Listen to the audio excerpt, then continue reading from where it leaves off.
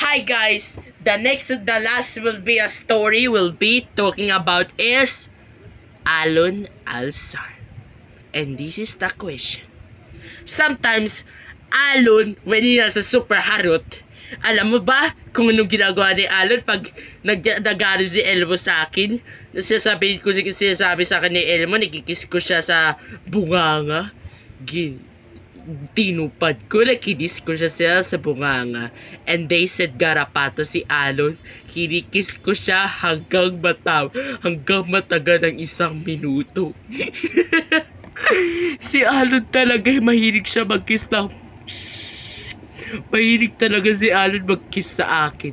Ako din, mahilig din ako kay Alon. And they said,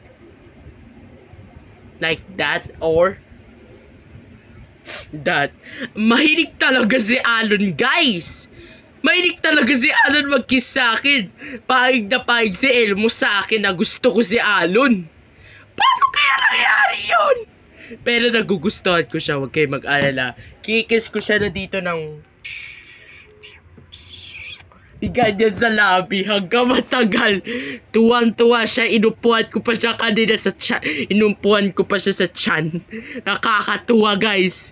Kung gusto ko si Alon, kung gusto nyo rin na agree kayo na gusto ko si Alon, payag kayo, sige, I agree. Pwede ko rin siya i-kiss hanggang kailan. Maraming salamat sa iyo, Alon. Sobrang bait mo. You are my best baby ever. Kasi gusto kita sa kissing liver. Bye, Alon.